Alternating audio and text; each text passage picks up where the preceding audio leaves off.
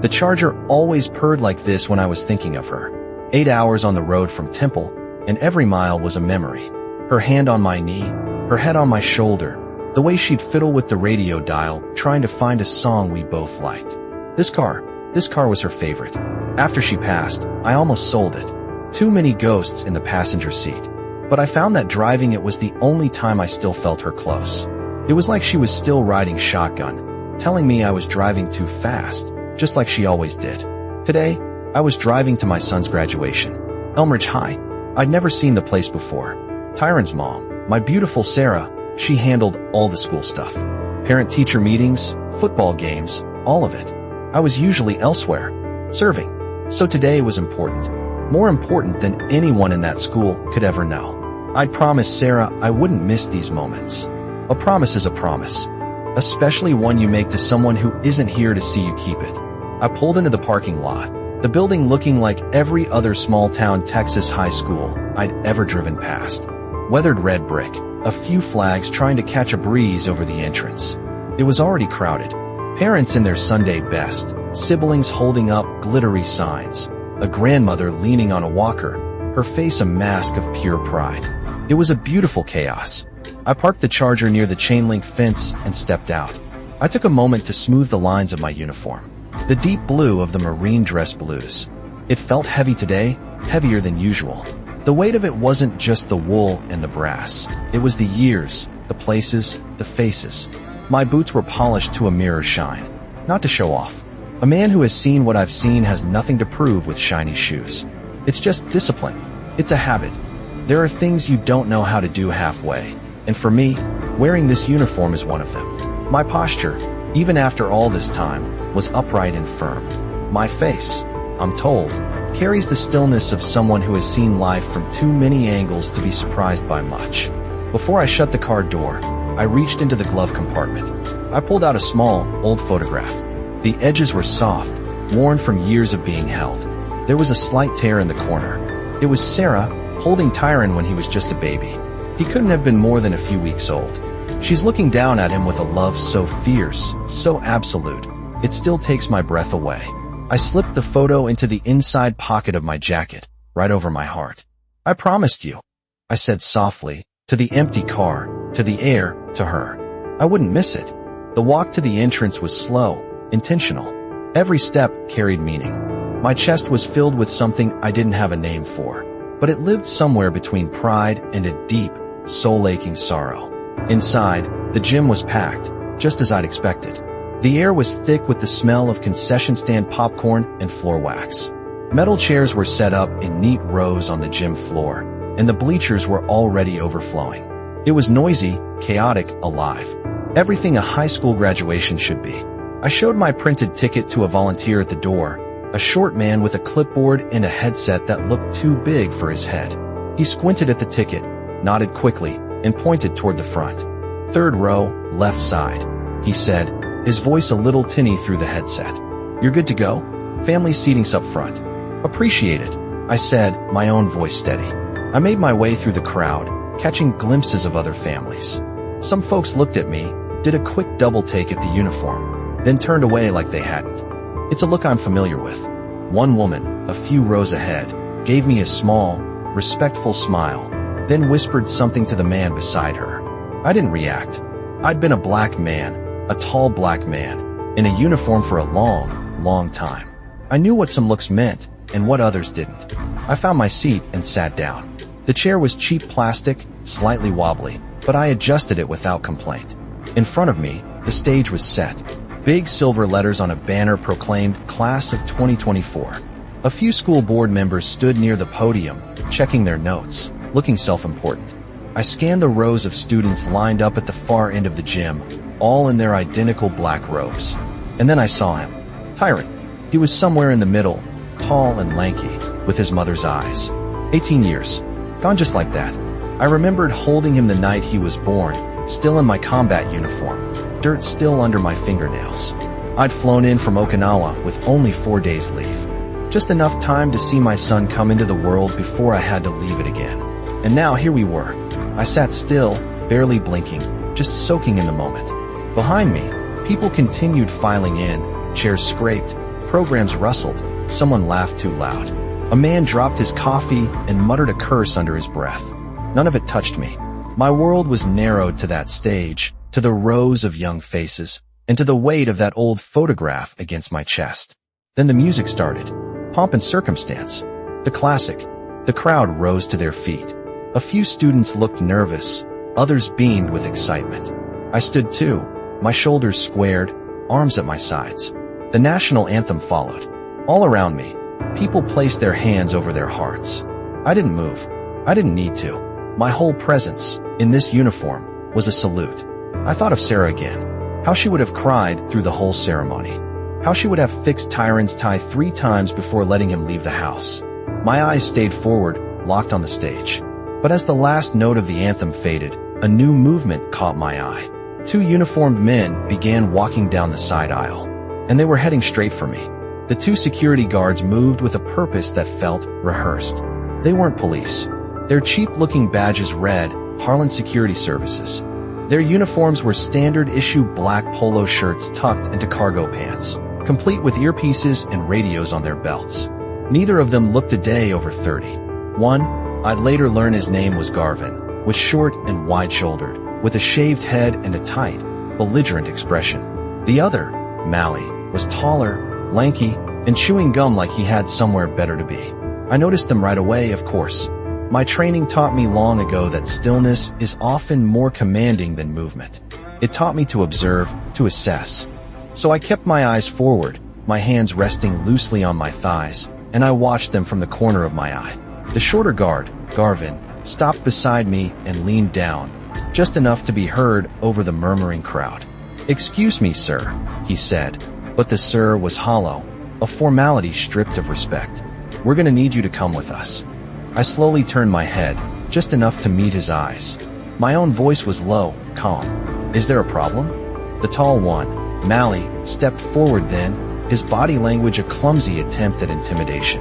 "Yeah, this section's for families of graduating seniors." He gestured vaguely at the seats around me, as if I hadn't just been told to sit here. I blinked.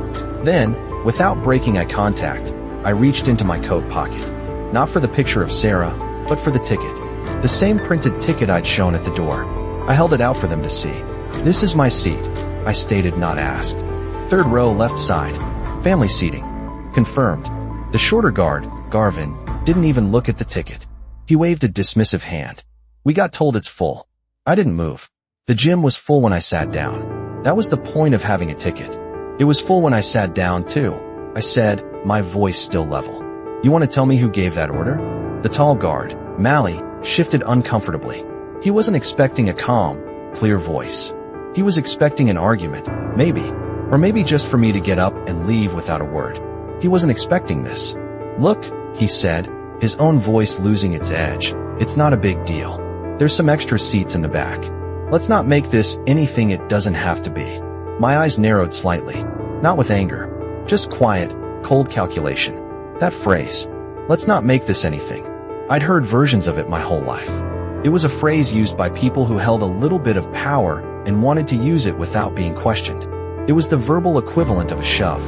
I drove 8 hours to watch my son walk across that stage. I said, my voice flat, unmoving, "I'll be sitting right here." A few heads had started turning. A woman 2 rows over nudged her husband and nodded toward them. Someone in the bleachers tilted their phone slightly, maybe recording. The short guard, Garvin, noticed it too. He straightened up, his face flushing. He looked around, and his eyes met mine again. "Sir, I'm gonna ask one more time." "You can ask all day," I said, and this time my voice was lower, firmer. "I'm not moving." The tall one, Mally, sucked his teeth. "Maybe you'd be more comfortable in the back," he said, and the implication was as clear as a gunshot in a quiet room. "That's all we're saying." And there it was. I looked at him fully now. That phrase wasn't about logistics. It wasn't about policy. It was about something older, something quieter, something that had followed me all my life. In boardrooms, waiting rooms, on front porches, and even in the base cafeteria. It was the soft-spoken prejudice that hid just behind a smile, just under a whisper. I didn't respond. The air shifted around us, the way it does when people start sensing a line has been crossed. The short guard, Garvin, adjusted the radio on his hip and muttered something into the mic. never breaking eye contact. I stayed seated, staring forward like the conversation had ended, because for me, it had. A woman seated beside me, older and pale-skinned, leaned slightly toward me and whispered, "Don't you let them move you." I gave her a single, sharp nod, acknowledging her but saying nothing. I didn't want to make a scene. I wanted to watch my son graduate, like any other father. But the guards weren't finished. The tall one, Mally, lowered his voice again. "Look, you got a problem, take it up with the school office. We got our orders." He was trying to sound official, but his voice cracked. I turned my head toward him once more. "You have a name, son?" The guard blinked. "It's Officer Mally." "Not officer," I replied, my voice cutting through his pretense. "You're private security." The other one, Garvin, stepped in. "All right, that's enough. If you don't stand up," he didn't finish the sentence. Because that's when the gym door at the far end clicked open, and 6 men walked in. No uniforms, no badges, just firm postures, squared shoulders, and faces that said they'd been through worse things than awkward stares and misjudged instructions. They didn't walk in together, they filtered in, one by one, taking different spots around the gym. One near the concession stand, one by the far bleachers, another by the main entrance. But anyone watching closely could tell. They moved the same, watched the room the same, sat the same. Still, steady, and alert. I didn't look back. I didn't have to. I knew exactly who they were. But the guards didn't. At least, not yet. And they were about to find out. I kept my focus on the stage. My jaw didn't move, but my mind was turning. I wasn't angry. Not yet. But something inside me clicked into place, like a switch I didn't use unless I had to. The one built for survival. For balance. For patience under pressure. The 2 guards didn't leave. They hovered. It was the kind of hovering that wasn't about doing a job. It was about trying to remind someone they had power. But what they didn't understand was that I had lived in places where power was life or death, not some high school gym with folding chairs and a tinny sound system. A student's name was called from the stage. The crowd clapped politely, but people weren't really paying attention to the ceremony anymore. Not the ones nearby. They were watching the standoff, pretending not to. The taller guard, Mally, shifted his stance again. He leaned closer, his voice quieter this time. "I'm trying to do you a favor here, all right? This doesn't need to get ugly." My eyes flicked to him. "You don't have that kind of favor to offer." A pause. Mally drew back slightly, as if reconsidering his next move. But the shorter one, Garvin, whose name I now knew from his badge, was less subtle. He didn't like being challenged. His hand hovered near the radio again. A few rows behind, a man stood up, slowly. Nobody noticed at first. He didn't say a word, just crossed his arms and stared. Clean-shaven, broad frame, eyes sharp. He took a seat near the aisle without removing his gaze from the scene in front of him. A second man stood up on the opposite side of the gym. Same posture. Calm, intentional. Then a third. They didn't speak. They didn't need to. I knew them all. I didn't have to turn to look, because my instincts didn't require confirmation. I had led these men through mud, gunfire, and a silence darker than most people could imagine. Garvin leaned down again, this time with something in his voice that wasn't there before. "Listen, man, you're making this into a situation." I turned my head, slowly and deliberately. "And you're not listening." Garvin's hand twitched toward the radio again, but before he could say a word, a new voice broke the tension from 10 feet away. "Is there a reason this man's being bothered?" It was clear, calm, controlled. The kind of voice that doesn't rise to get attention, it drops just enough to make everyone else stop talking. It came from a man standing in the center aisle.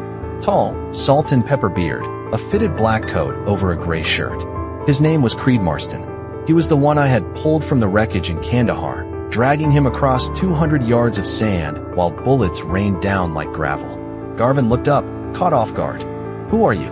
Creed didn't answer. He just stepped forward, once. "I asked you a question." Mally raised a hand. "Sir, we've got this under control." "No," Creed said, sharper now. "You don't." Another man stood up from the far bleachers. Then another. 4 of them now. I remained seated, still quiet. The entire left side of the gym was now watching, openly. A boy pointed. A teacher tried to wave attention back to the stage, but nobody was looking at the diplomas anymore. Creed took one more step forward. "You're embarrassing yourselves. And you're one breath away from making this worse." Garvin glanced at Mally, who looked less confident by the second. It was clear now. They hadn't expected backup. Especially not backup like this. "I don't care what your orders were," Creed said. "You don't put your hands on that man. You don't tell him to move. You don't ask again." The silence in the gym felt tight, the kind that didn't come from fear, but from respect. A quiet respect that started to swell as more people realized what was happening. I finally looked up at Creed and gave the smallest nod. Not a thank you, not a request, just recognition. Creed's eyes softened for a moment. Then he stepped back and took his seat again, arms folded. But the tension hadn't left the air. Not yet. And the people watching were waiting to see what the guards would do next. The gym faded. The stage, the banners, the faces, all blurred into the background of my mind. My eyes were still open, but my memory yanked me backward. 15 years ago, Afghanistan. It was late afternoon in Kandahar province. The sun didn't set gently there. It crashed down like a hammer, turning the sand to rust and the air to steel. I was a gunnery sergeant back then, and had just finished briefing my unit when everything went sideways. A roadside IED blew under our convoy, flipping the lead Humvee like a toy. Dirt and metal rained down before anyone could scream. Then came the gunfire. Not scattered, coordinated. I didn't think. I moved. I ducked behind what was left of a door frame, surveying the chaos. Smoke clouded the edge of the valley, but I saw 6 men down, trapped behind the burning wreckage of a second vehicle. Most were pinned. One was already trying to crawl forward, dragging another by the vest. That was Creed Marston. He had just 3 months in country, and a bullet through his thigh. I bolted. No hesitation. No radio call. I ran through open ground, dodging bursts of gunfire, sliding into cover behind a blown axle. Creed looked up, blood on his temple, gasping. "You're bleeding," I had said. "You noticed?" Creed coughed. I grabbed the straps of the downed soldier beside him, Enrique Soto, and began pulling. Creed pushed from behind, wincing with every inch. "Where's Divas?" I shouted. Creed pointed weakly. "Left side, under the hood." That's when I saw him. A young SEAL, pinned under part of the engine block, leg trapped. He was yelling for help, but too far gone to move. Without pausing, I told Creed, "You keep low and move when I move." Creed nodded. That's when he really started to understand what leadership looked like. I sprinted across again. My foot hit gravel, then bone, but I didn't stop. I slid to Divas, crouched low, and gripped the edge of the mangled hood with both hands. It wouldn't budge. "Gunny, don't," Divas shouted. I'm good. You're not staying here." I braced one foot, dug deep, and lifted. My shoulders strained, my ribs ached, the metal groaned, but it rose. Just enough for Divas to yank his leg free. We fell back together, crawling toward the ridgeline. Gunfire cracked overhead. Creed returned with Soto, limping on his good leg. 2 others followed, Lim and Horton, faces blackened with ash, rifles at the ready. When the firing stopped, there were no cheers, no victory speech. Just silence and breathing. All 6 of them were alive. I was the last to check out. I stayed on rear watch until the dust settled and the medevac arrived. I didn't speak for a long time after that. But Creed remembered. They all did.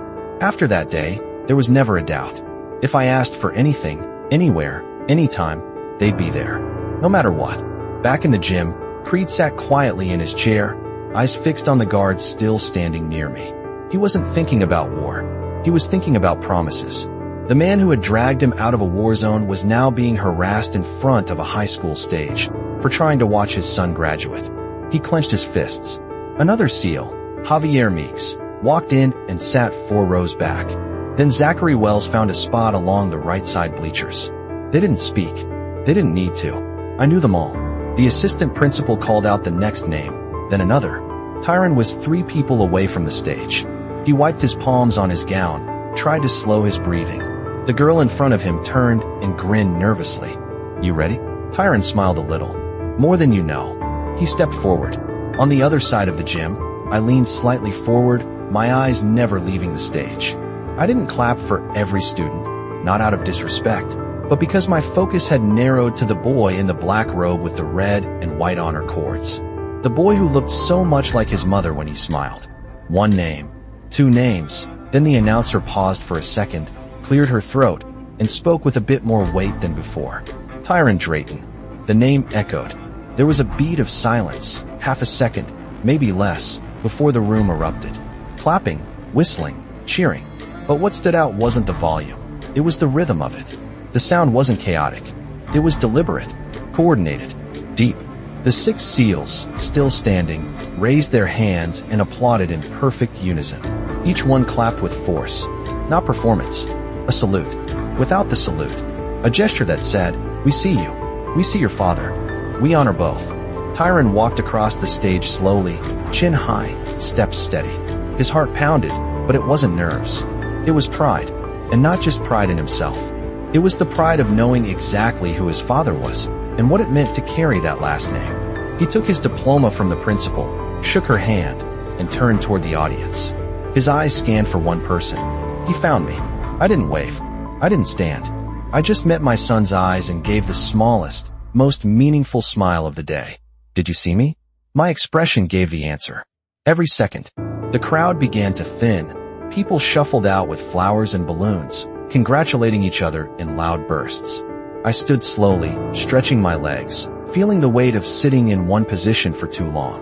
Creed walked over as the gym emptied. He didn't say anything at first, just looked at me, then toward the exit. "You okay?" Creed finally asked. I nodded. "I've been through worse." Creed smiled slightly. "Yeah, but it still shouldn't have happened." "No," I said. "It shouldn't have." Another SEAL, Javier Meeks, joined them. We tried to stay low-key, but once that guy put his hand near his belt, I raised a hand gently. You all did what needed to be done. That was enough. The 3 men stood there for a few seconds longer, letting the noise drain from the room. Then I said, "I want to see my boy."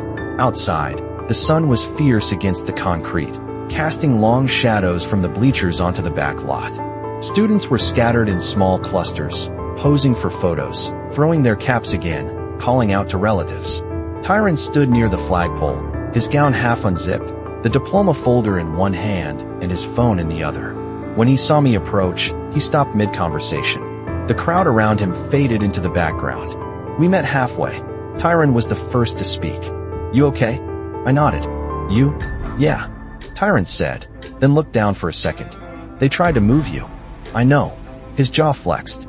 "I was ready to walk off that stage, Dad. I swear, I was 2 seconds from saying something." I placed a hand on my son's shoulder. "And that's why you didn't." Tyron looked up. "What do you mean?" "Because you knew I could handle it. And because you handled your moment like a man. You didn't let anybody take it from you." Tyron held his breath for a second. "Who were those guys that stood up?" I glanced behind me. The 6 SEALs were now outside. 2, gathered near the exit, talking quietly. They weren't looking for attention, just keeping an eye out. Like always. "They're men I bled with," I said. "Men who know what loyalty means. Men who don't forget." Tyron nodded slowly. "That was powerful." "It was necessary," I replied. Sometimes, silence is louder than shouting. And sometimes, standing up without speaking says more than 1,000 words. For a moment, neither of us said anything. Then Tyron smiled. "You gonna tell me those war stories now?" I chuckled. "Some of them. You're old enough for the real parts now." We stood there, shoulder to shoulder. Not just father and son. 2 men, connected by something that couldn't be explained, only lived. Across the lot, Creed raised a hand. Not a wave, just a gesture of respect. Tyron returned it without hesitation. The sun kept climbing, but for us, time moved differently now. But one more moment remained. Because after all that, the real lesson hadn't yet been spoken aloud. Most of the crowd had cleared by the time Tyron and I walked back to the parking lot. A few families still lingered, laughing around folding chairs or loading up trunks with flower arrangements and graduation gifts. But the buzz had quieted, and the sun had softened into early evening light. I unlocked the Charger, the same one Sarah used to drive to parent-teacher meetings and weekend road trips. Tyron paused at the passenger door, running his fingers along a scratch near the handle. "She would have been screaming the loudest today," he said softly. "She would have made you retake every photo until your smile looked just right." I replied, managing a grin. We climbed in, shutting the doors behind us. The car was warm from the sun, but it felt like a cocoon, sealed off from the rest of the world. For a few breaths, Tyron turned to face me. "I gotta ask, why didn't you say anything to those guards? You just sat there." I tapped the steering wheel once, then turned to him. "Because I don't have to stand up for who I am. And I don't need to raise my voice to be heard." I looked out the window for a second, chewing on that. You know how many times in my life I've had to choose between letting something slide or blowing it up? I continued. That moment today, what those men tried to do, it wasn't new. But how we respond, that's what defines us. But they disrespected you, Tyrant said. In front of everybody. Yes, I said. And everyone saw it. But they also saw the truth. They saw 6 men who had every reason to be somewhere else stand up. Not because I asked. Because they knew what that moment meant. Tyrant sat with that. Son, I said, and my voice was low now. Life will hand you 100 chances to react with anger. And sometimes, anger is justified. But most times, silence cuts deeper. Dignity sticks longer. That's what people remember. I reached into my jacket and pulled out the folded photo. The one of Tyrant as a baby, his late wife cradling him. I carried this with me through Kandahar. I carried it through losing your mom. And I carried it here today. Not because it gives me strength, but because it reminds me of what's worth protecting. Tyrant's voice dropped. You always knew who had your back. I smiled. I didn't need to know. I just had faith. Real men don't vanish when things get uncomfortable. They show up. And they stand. There was a pause before Tyrant spoke again. I want to be like that. Like you. You already are, I said. You walked that stage with pride. You didn't let anger steal your moment. You stayed grounded, even when everything around you was trying to throw you off balance. Outside the car, the last of the SEALs were getting into their vehicles. Creed gave one last look toward the Charger before driving off. I nodded once. No words. Just the quiet acknowledgement of something permanent. Tyrant leaned back in the seat. So what now? I turned the key in the ignition. The engine rumbled to life. Now we drive home. You get to choose dinner. Tyrant grinned. Waffle House. I chuckled. Of course. As we pulled out of the lot, the school faded behind us. But the memory of what happened inside that gym wouldn't fade anytime soon, for anyone who was there. And for Tyrant, that day would mark something far greater than a diploma. It was the day he realized manhood had nothing to do with noise, and everything to do with how you carry yourself when the world stops watching. Some people shout to be seen. Others just sit in silence and are never forgotten.